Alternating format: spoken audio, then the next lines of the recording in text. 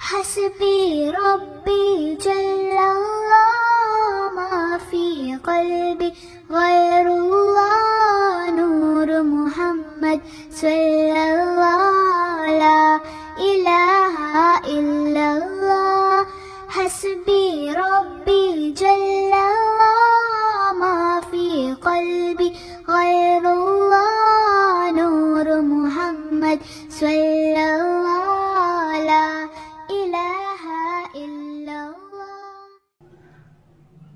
Nah, itu rumusnya yang pertama untuk ibadah. Rumus kedua, untuk amalan kita bernilai, kita harus mau namanya tafakkur. Kenapa? Yo, kita itu manusia, sok-sok keliru, sok-sok salah, kadang-kadang tidak pas. Biar pas apa? Yo sering-sering kita renungi perbuatan kita sendiri.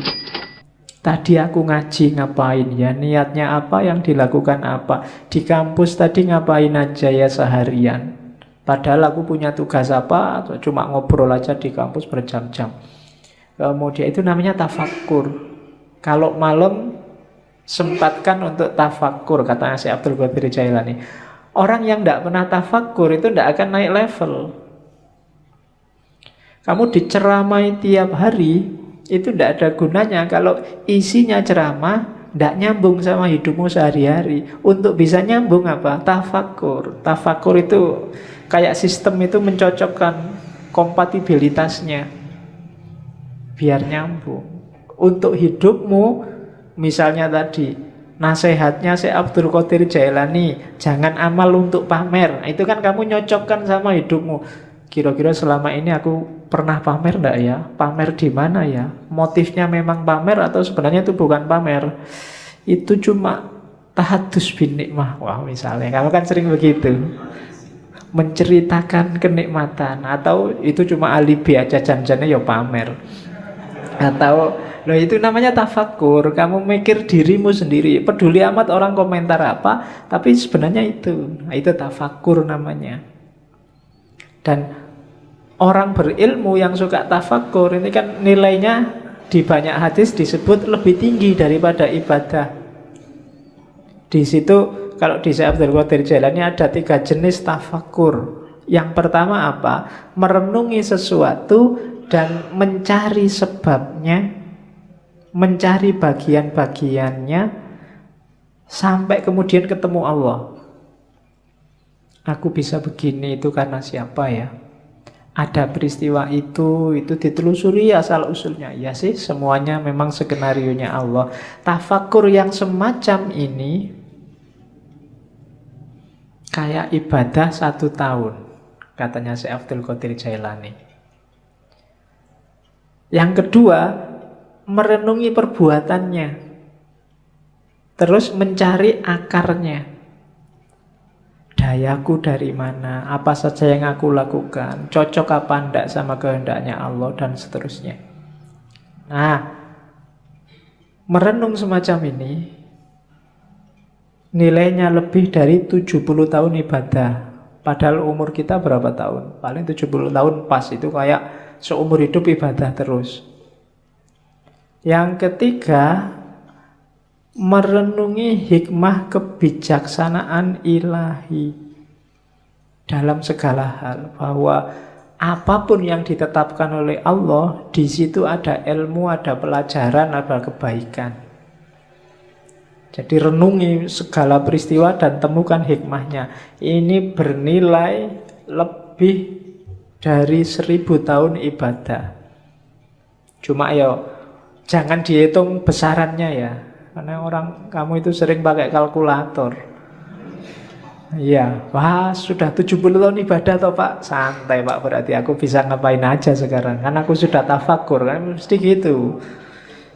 Itu sebenarnya itu simbolik, isyarat dari Syekh Abdul Qadir Jailani bahwa itu loh besarnya pahala orang tafakur.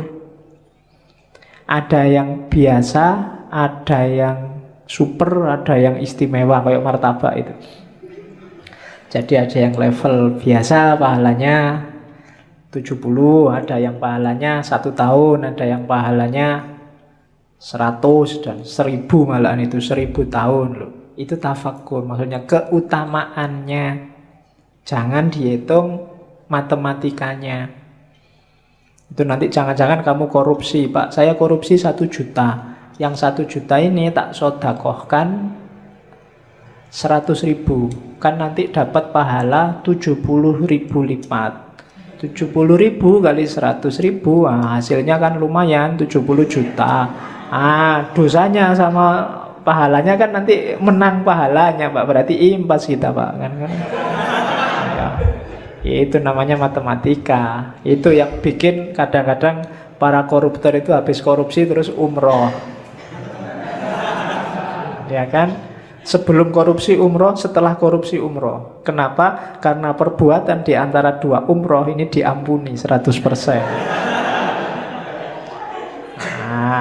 Ya itu kamu sedang main matematika sama Gusti Allah. Emangnya Gusti Allah deso, nggak ngerti kalau mbok abusi.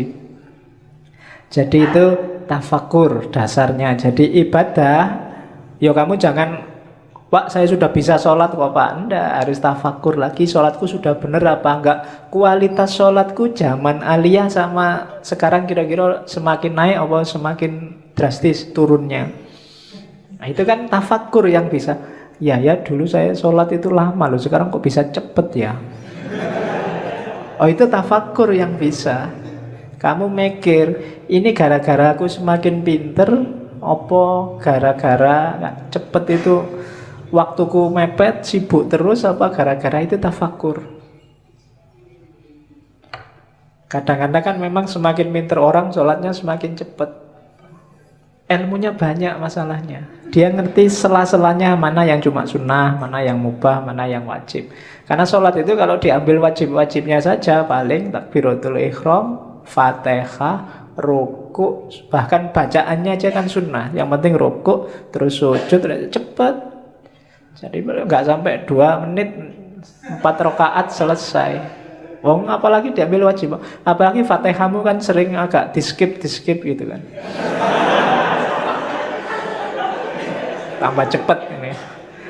Ya kayak kamu nyetel video itu di fast forward, ada yang level 2, level 3 tambah cepet gitu.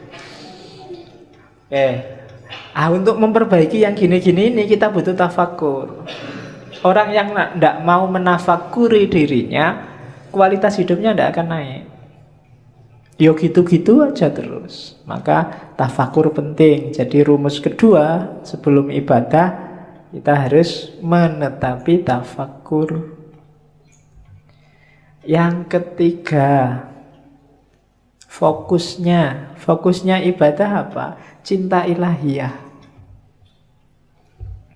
Cuma sebanyak apapun ibadah, kalau nggak sampai di terminal yang namanya cinta ilahi, itu biasanya cuma dapat capeknya. Untuk cinta ilahi apa? Rumusnya katanya, pelan-pelan katanya si Abdul Qadir Jailani. Ndak ujuk-ujuk kamu terus jadi wali, terus dapat karomah gitu, ndak iso. Jadi pelan-pelan. Yang pertama apa? Diperangi dulu nafsu hewaninya. Nafsu hewaninya itu biasanya nafsu yang sebabnya kita sendiri, hasrat, keinginan, dan seterusnya.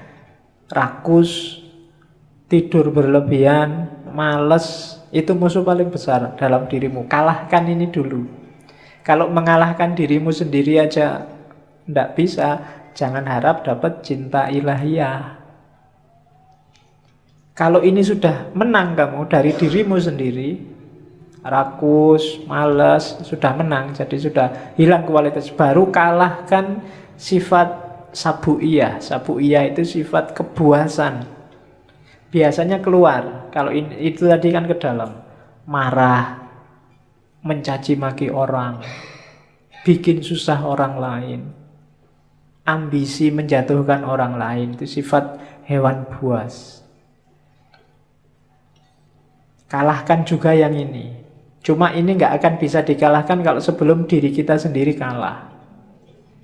Kita taklukkan, kita kuasai. Jadi rakus, tidur, males, taklukkan itu, setelah itu taklukkan yang hubungannya sama di luar dirimu. Dan yang ketiga, bersihkan dari semua sifat jahat, angkuh, sombong, iri, dendam, tamak. Buang itu semua.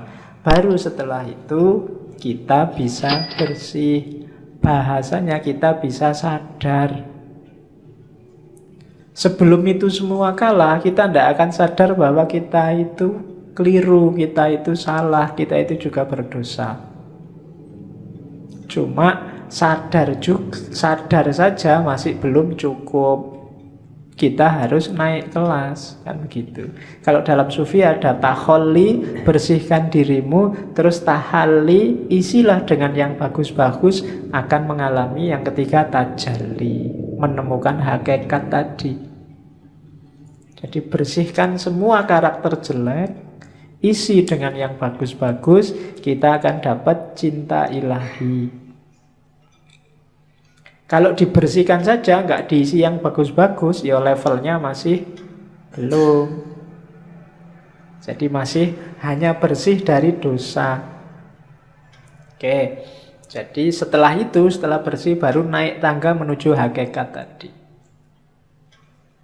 Dari situ akan dapat namanya cinta ilahiyah. Cinta ilahiyah itu kita jatuh cinta pada Allah, dan Allah juga jatuh cinta pada kita. Saling mencintai. Hari ini masih belum. Hanya Allah saja yang jatuh cinta pada kita. Kita belum mencintai Allah.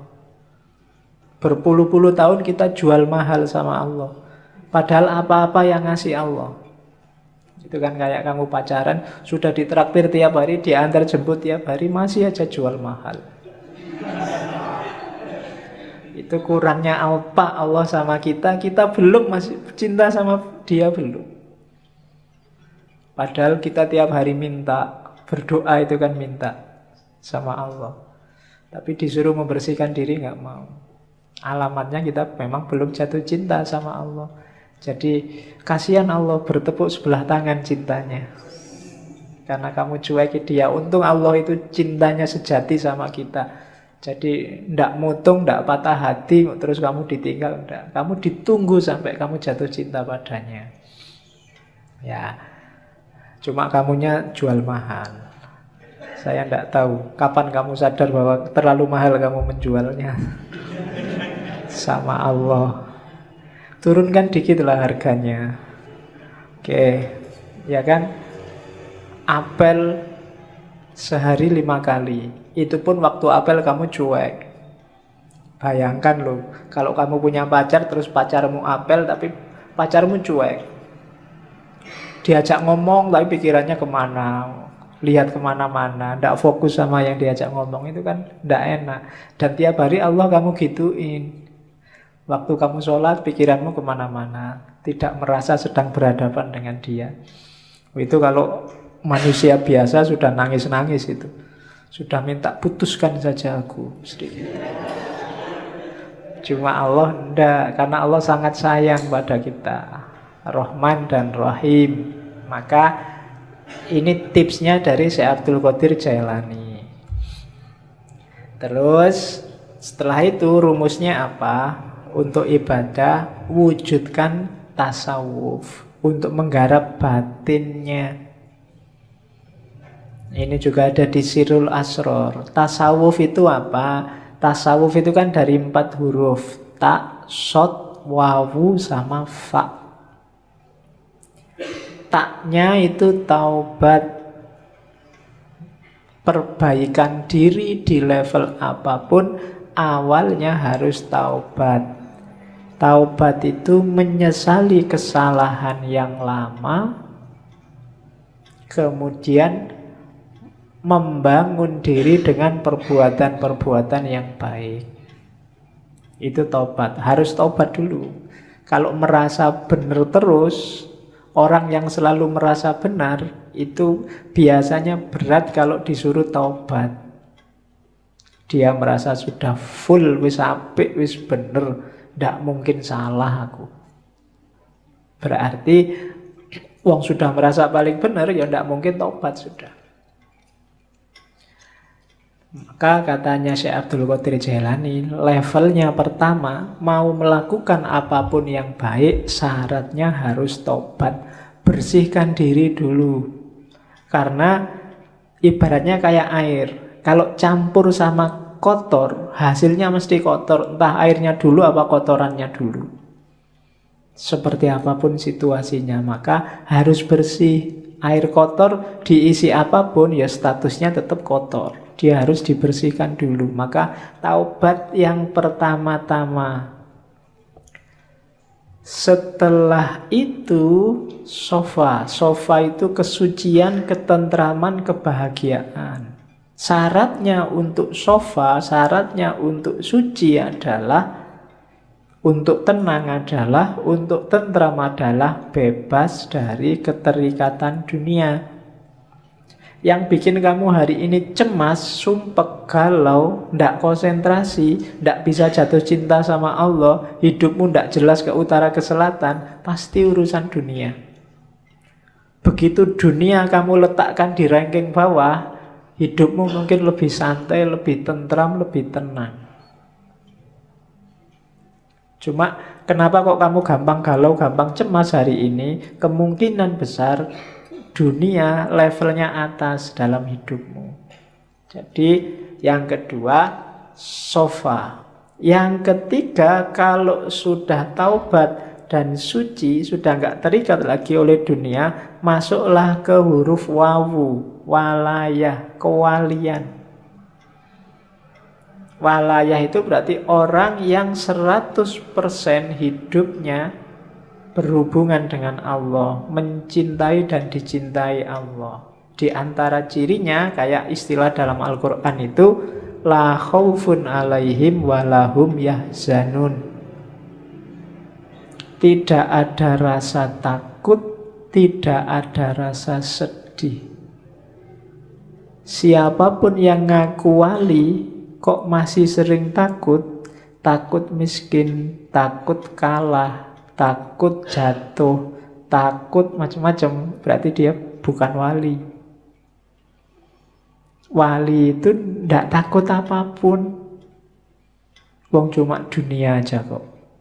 Kalah tidak masalah, menang juga tidak kaget. Dia tidak takut apapun. Sukses alhamdulillah, tidak sukses biasa. Nah, itu berarti stabil. Itu wali, walaya. Apalagi sedih, tidak ada yang bikin dia sedih. Segalanya sudah skenario dari Allah. Itu berarti orang yang semacam ini sudah memasuki walaya. Kalau sudah tobat, sofa, walaya, terakhir dia masuk ke fana. Fana itu, kalau tadi kan dunia nggak dianggap penting. Ketika masuk fana, bahkan dirinya sendiri juga nggak penting. Yang penting hanya Allah. Kalau ngomong itu representasi dari keinginan Allah. Kalau melakukan sesuatu itu bukan keinginannya, bukan keinginanku, tapi keinginan Allah. Meninggalkan sesuatu bukan mauku, tapi maunya Allah. Itu berarti orang sudah fana. Egonya sudah dibakar habis. Hanya Allah yang jadi fokusnya. Jadi siapapun yang cita-citanya jadi sufi, paling tidak ikuti huruf-huruf tasawuf. Ta, sod, wawu, dan fa. Taubat, sofa, suci, kemudian walayah, wilayah, masuklah dalam perlindungan Allah, wilayah, dan fana. Nah, itu ibadah harus membawa ke sini. Ibadah itu diawali dari taubat, dalam pelaksanaannya harus tenang, tentram, sofa, suci, tanpa motif apapun, lillahi ta'ala, nggak ada dunia yang ikut. Kemudian yang ketiga, wilayah, pasrah 100% pada Allah, baru mencapai fana. Itu batinnya ibadah harus ada ini. Jadi setelah tadi menuju cinta ilahi, selanjutnya mewujudkan tasawuf. Kemudian ibadah juga penting untuk menemukan cahaya. Tadi saya bilang di awal-awal banyak dibahas tentang cahaya Nur Muhammad, hakikat Muhammadiyah. حسبي ربي جل الله ما في قلبي غير الله نور محمد صلى الله لا إله إلا الله حسبي ربي جل الله ما في قلبي غير الله نور محمد صلى الله